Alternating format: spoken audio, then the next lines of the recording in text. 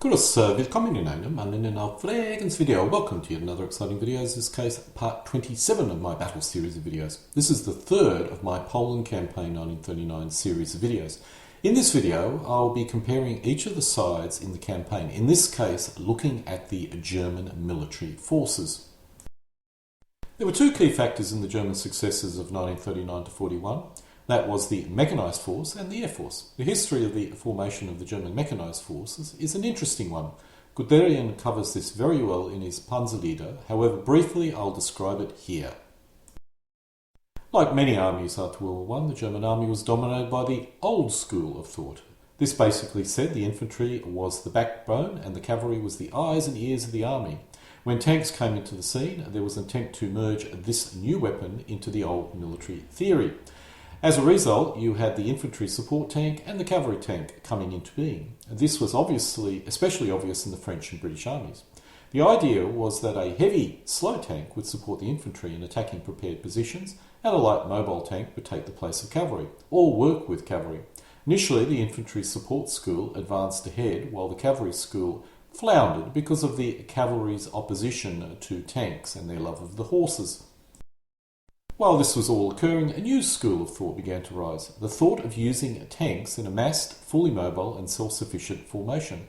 It would burst through any opposition and then fan out in the rear, causing massive disruption. It must be pointed out that initially the idea was to burst through any opposition. What occurred after this was not so clearly defined. Strangely enough, the main exponent of the massed tank school of thought were the British. Some Germans picked up on this and began to push it back in Germany, Guderian being one of them. Up until Hitler's came to power, all this theory and ideas being thrown around was basically so much hot air for Germany, as Germany was not allowed to have any armoured formations anyway. It did develop tanks secretly, but nothing much was really occurring. When Hitler came to power, all this changed and Germany began to seriously consider forming armoured formations. By now, the infantry tank and the cavalry school of thought was losing its influence under the assault of the mass tank school of thought, especially in Germany. Hitler especially liked the idea of mass attacks bursting through any defences, as this was the type of warfare he wanted. Not the stodgy infantry tank or the opposing cavalry tanks supporting the cavalry ideas.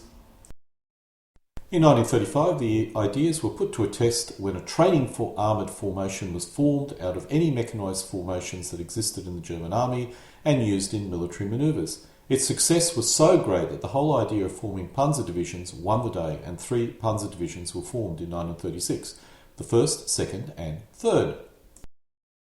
It was here that the old school began to put up a fight, and instead of forming a further 3 panzer divisions, it was decided to form 3 light divisions.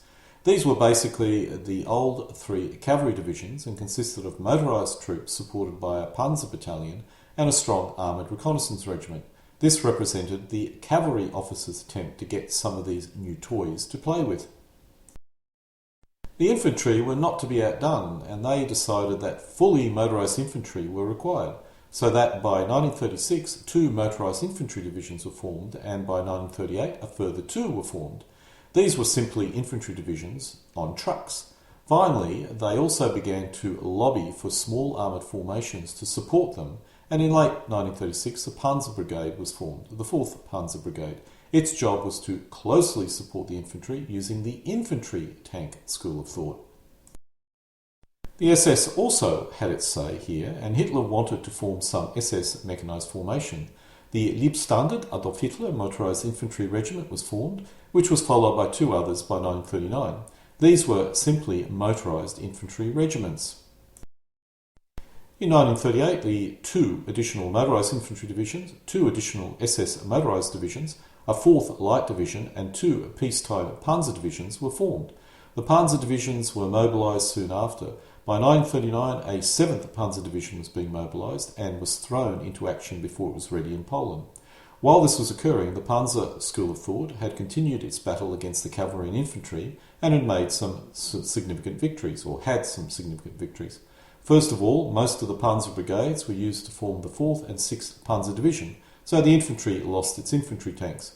This was mainly due to the fact Germany had no infantry tanks, and the ones they were developing were too expensive to mass produce. In addition to this, it was decided to make the light divisions into fully fledged Panzer divisions, and the four light divisions were to become the 6th, 7th, 8th and 9th Panzer Division. However, the war with Poland interfered with this reorganisation, and the light divisions did see action in this campaign. However, soon after the end of the campaign, reorganisation was complete. So, when Germany went to war in 1939, it had resolved most of the difficulties of what the tank were to do, unlike the Western Allies. In Germany, the tank was to be used in mass formations, while in France they were used as close support, cavalry and mass formations all at once, which of course meant it never had enough tanks to do any of these jobs particularly well. On the downside, when the Germans did go to war in 1939, most of their armoured formations were either under strength or equipped with vehicles which were never meant to go to war. Luckily, the enemy was in a similar position. So let's take a look at some of the tank strength sources. We have two main sources for tank strength. Using my first source, total strength was 2,626 tanks out of a total of 3,460 tanks, and command tanks in the German infantry were used in the 1st of September 1939 in the Polish campaign. The figures which specify the tank type are estimated official numbers, and we can see that the official numbers of tanks is higher than the actual tanks available. Using my other source, the above figures include all armoured vehicles in Germany, both involved in the Polish invasion or not. The tanks indicated in the order of battle are in formations which were involved in the invasion of Poland. Perhaps a better way of viewing the number of tanks is by looking at the formations which fought in Poland and then the expected complement of armoured formations or armoured vehicles in each of those formations, as you can see by this chart. I have several sources which indicate that only 75% of all available tanks were available for use against Poland. We'll continue to use this 75% availability figures in order to arrive at an accurate number of vehicles that were used in the campaign.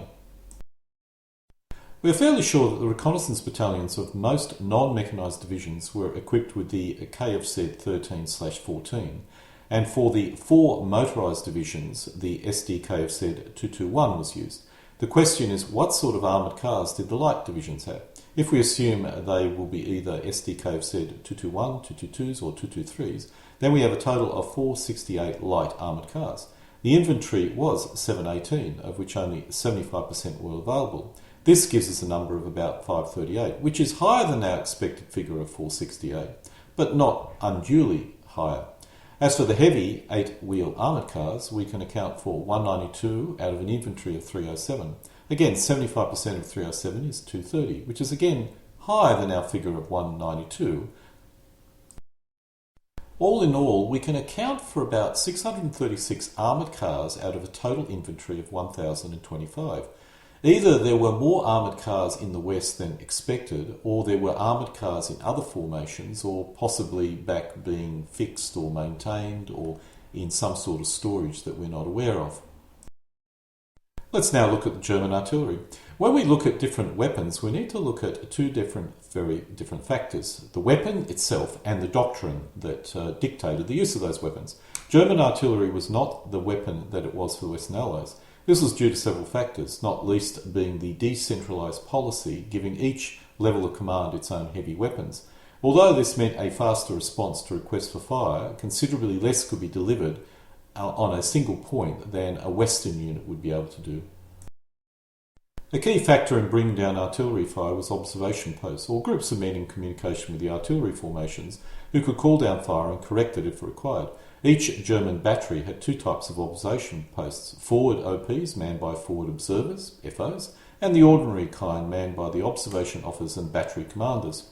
The regular ops were connected by wire to the regular observation troops were connected by wire to the battalion command post and to the gun position. The FOs used radio. A fire mission would start with a call from the FO to the battalion. The battalion CP or command post would select a battery to fire, and then the order would go out to the observation post or OP. At the OP or at the gun position, depending upon the location of the computational groups, they would then compute fire commands. The system allowed for firing all the guns of the battalion on the same target. It was not true massing of fire, as each battery still computed its own data, resulting in a probability of the scattering of the fire, but nonetheless it could be brought down fairly quickly. However, in practice, most missions were handled by a single battery. In 4 incidents reported in the Eastern Front, the FOs fired one battery in 3 cases and a battalion in another. In the case of the battalion fire, however, the battalion had 9 hours to plan its fire. In practice, the German advance outstripped the movement of its artillery. The main cause of artillery action were when Polish defences had stopped the Germans and some form of assault was organised or required. In these cases, artillery fire was prepared. The situation was so bad that the German army reassessed the way artillery moved with their parent formations so they could become more useful during an advance. When Germany went to war in 1939, it had standardised on a small range of extremely functional artillery pieces for the regular army. These weapons were normally modern and effective, although later in the war their lack of range compared with Allied artillery was a problem, particularly for the 15cm howitzer. In 1939, this was, however, not an issue. However, the rapid expansion of the German army before the Polish invasion resulted in severe artillery shortages. To fill the gaps, the later formations were equipped with World War I artillery and captured artillery from the Czechoslovakian army. Most of these formations did not see action in 1939, which was probably lucky for the Germans. The Germans had a well-developed and specific artillery doctrine, along with a small range of specialist weapons. The infantry guns were very unusual as they were allocated down to a very low level in the divisional structure. While other armies may have allocated artillery to regiments in their TO&E, this would have been done due to specific local conditions. The Germans allocated infantry guns to regiments on a permanent basis. This gave the Germans a great deal of immediate artillery support. However, it did mean that it was difficult to concentrate artillery resources. The Germans used 2 types of guns in this infantry role, the 7.5cm and the 15cm infantry gun. At a divisional level, the Germans equipped their artillery regiments with 2 basic types of field guns, the 10.5cm and the 15cm field guns. However, some formations did receive the smaller 7.5cm field gun, mainly the mountain, light and cavalry formations. In 1939, many newer formations had a lack of artillery, which was made up by pressing into service older rebarrelled World War I guns and guns being built for other countries. One such gun was the Skoda 100mm howitzer, of which the Germans captured larger numbers when they occupied Czechoslovakia. Finally, at a higher level, the Germans possessed the heavy 17cm and 21cm heavy guns, which were normally allocated to the army in battalion-sized formations at corps level or army level. Howitzers are characterised by short barrels and multiple charge systems which allow the gunners a number of trajectory options, all of which describe an arc high in the sky so as to pass the shell over intervening obstacles. Since so much of the propellant's energy is expended in throwing the shell high into the air, the resulting range is relatively short. The German used a 10.5cm howitzer in this category. In order to overcome the range problem of the howitzer, a gun is used. This fires at a flatter trajectory, uses generally a somewhat lighter shell and heavier charge, attains a greater velocity, and thus the shell is sent much further. Medium guns thus form the basic means of long-range fire from well behind the line in order to silence enemy batteries. The Germans relied on their 15cm gun to satisfy this requirement. In the very highest calibre howitzers, great destructive power was common. Germany used a 21cm and a 24cm howitzer. At this level of equipment, the transportation problem became a serious one, and these weapons had to be laboriously dismantled into several units for transportation, either using horse teams or, in most cases, tractors, and then laboriously put together at the firing site. A procedure adequate for siege conditions for the First World War, but far from satisfactory for fluid Second World War conditions. We can arrive at numbers of various artillery pieces by looking at the official TO&Es, which we can see here.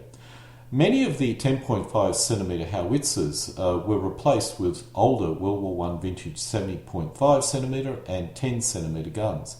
Some of the 17cm guns would be the new heavy 10.5cm guns. Many of the third wave and later infantry divisions would have been under-equipped in artillery, and the infantry brigades and regiments would have also not been equipped with any artillery, as many of these formations were fortress and frontier guard units. These factors could cause us to reduce our optimal total of 4,977 guns by at least 176 and possibly as much as 450 guns. So a good estimate of German artillery strength on the Polish front is probably between 4,527 to 4,977 guns and howitzers. The German range of artillery pieces in 1939 was impressive, with a good range of howitzers and guns. The 15cm howitzer did have a comparatively poor range, but in 1939 this was not an issue. Besides this, all these weapons were highly effective and definitely leading edge. Let's now look at German anti-tank artillery. The first purpose-built anti-tank weapon had been the heavy shot rifle of 13mm caliber developed by Mauser and issued to German troops in 1918. This was still a viable method of attack relative to the thinly armoured tanks of the day, but it was a simple one-man weapon, and whilst it could make life unpleasant for the occupants of a tank, it was unlikely to be able to stop one without a great deal of luck. What was required was a hardened shell containing a small charge of high explosive in the base fuse. This would penetrate the armour of the tank and, once inside, detonate to inflict injuries on the crew and severe disabling damage to the tank itself. The Germans developed a 2cm anti-tank weapon in World War I, but by the mid-30s it was decided the optimum size of such a weapon was 3.7cm to 4cm, a size which promised an effective projectile fire by a gun light enough to be manhandled into place by 3 or 4 men and easily concealed in an ambush position. As it turned out, the 3.7cm anti-tank gun found itself hard put to penetrate enemy tanks, except at suicidally short range, and there was a call for a heavier weapon. The Germans had been developing a 5cm gun since 1938, and by the end of 1940 they had put it into production. As I'm not certain what the stock or numbers of anti-tank guns were in the German army at this time, that is 1939, it's hard to determine if the above table is correct. It seems reasonable that more ex-Czech 4.7cm anti-tank guns were around, and that many of the 3.7cm anti-tank guns were also of Czech origin. But nonetheless, this provides us with a rough idea of the range of weapons that the Germans had in this particular category in 1939. Let's now look at anti-aircraft artillery. Anti-aircraft artillery was a field of great technical interest in the early 1930s. It was determined that there were two approaches to the problem of shooting down aircraft. One was to develop a medium or heavy caliber gun which could fire a shell capable of downing any existing aircraft with a single shot. This unfortunately demanded an extremely high degree of accuracy in aiming, so as to fetch aircraft and shell together at the same time and same place, and the technical problems involved in such accurate fire control was formidable. This was slightly overcome by the use of a high explosive shell which threw out a great deal of shrapnel. The Germans deployed the 8.8cm anti-aircraft gun in this role. The other approach was to adopt a light, fast-firing gun which could emit a stream of shells and fill the sky with metal, in the hope that one of the shells or some splinters may fall into the path of the aircraft and thus damaging it. This light gun could be then directed upwards by eyes and hose piped around until it achieved success. The Germans deployed a 2cm anti-aircraft gun in this role. The Germans had a very interesting range of AA. The excellent 8.8cm gun was never actually attached to any army formations. The army formations were restricted to the 2cm anti-aircraft guns. The 8.8s were normally allocated at corps and army level under Luftwaffe control. We are assuming here that the 3.7cm anti-aircraft guns were also classed as light in the above table. In reality, these guns were classed as medium in 1939, but we don't have that broken out in this particular chart that you can see here. But this shows us a rough idea of the German flak stock in 1939. As is my practice, I look at all the formations out there, look at their official allocated anti-aircraft guns, and then try and work out the number of anti-aircraft guns that were deployed in the 1939 campaign. We can quickly see that the above figures fall far short of the stock of weapons. That is, I can't identify where all the anti-aircraft guns are. Many would be allocated to air bases, strategic targets, and so on. Out of the 6,700 light anti-aircraft weapons, only 1,499 were directly allocated to the army for the invasion of Poland, or only about 22% of the total. Of the 2,600 heavy anti-aircraft weapons, only 120 were allocated to the army for the Polish invasion. That is, allocated or part of the divisions or corps, or only 5% of the total. Even though these figures seem low, they are probably correct, and as it turned out, there was no particular issue in the German army in terms of lack of anti-aircraft. This chart shows the technical specification of the primary anti-aircraft weapon or flak weapons that the Germans possessed in 1939. The second major reason for Germany's massive victories early in the war was its air force. Unlike the armoured forces, which were new in 1918, Germany had a history of aviation preceding World War I. As with the tank, Germany was not permitted to have any military aircraft, and as with the tank, Germany found ways to overcome these limitations. At first it was the glider clubs. Germany trained its new pilots in the glider clubs, which at least gave them basic knowledge of flight. The second way was through the use of domestic aviation. Germany was permitted passenger aircraft, and between the wars, Germany became one of the major domestic aircraft operators and supplier. A whole host of future bombers had their origins in the passenger aircraft of the 1920s and 1930s. Finally, Germany worked with countries like Russia in its development of aircraft, which gave it much needed experience with single-engine fighter aircraft. When Hitler came to power in 1933, he had all the tools available. All he needed was to say go, and the German military aviation story would begin. Further development and training occurred until by 1939 Germany had one of the largest and most modern air forces on the continent. This was another significant factor, as Germany had to start from no air force, and as a result it ended up with an air force which was totally modern. When Germany met nations like Poland and France, much of their air forces consisted of older and obsolete aircraft. This was a significant advantage that the Germans possessed. The other significant advantage of the German Air Force was an early decision to form and use the Air Force for only tactical and operational purposes. Germany never tried to develop a large strategic bomber force, at least at this point in the time of the war. Its entire Air Force was really designed to work closely with the army. So when we speak of Germany's Air Force being in the region of 4,500 aircraft in 1939, almost 2,900 were first-line operational aircraft, or 65%, which were all designed for tactical and operational purposes. France, for example, had 3,392 aircraft in 1939, but only 1,800 were first-line and operational, or 53%. In addition to almost all of Germany's Air Force, was designed to work closely with the army, while France had only about 60% of its aircraft available for direct army support. We've covered about the German tanks and aircraft and how significant they were. However, when we look at how they were used, we can really begin to see how Germany was able to conquer Poland in such a short time. The key behind the German Panzer divisions and Air Force was that it allowed Germany to concentrate an amazing amount of air force at any single point in the front line. To put it bluntly, the German army in 1939 was very unprepared for war. The infantry divisions were the classic example here. In order to form the numbers required, the Germans were forced to reduce manpower requirements. In addition, most of the 3rd and 4th wave divisions barely had any artillery support, and many of their required motor transport and support weapons had not arrived yet. There was no significant advantage in these particular fields compared to the Polish. The main advantage was the German Panzer divisions and also Luftwaffe. In Poland, the Germans used their well-equipped first wave and still acceptably equipped second wave infantry divisions, which were good, but not good enough to defeat Poland in a month by themselves. It was the ability to concentrate the excellent Panzer divisions and large amounts of air support that allowed the German army to pierce the enemy's defence line like a hot knife through butter.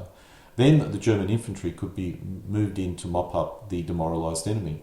It was this German cutting edge that met the Allies time and time again, giving us the myth of German hordes of tanks and planes. Let's try to assess the total number of aircraft that the Germans had in 1939. To be honest, there is a great deal of guesswork in these figures, as there is always a grey area between what is operational and what is a training aircraft. For example, the He-51s and Ju-86s were not considered as frontline aircraft, yet some were used in an operational role during the invasion of Poland. I've tried to place aircraft where they belong in this particular chart.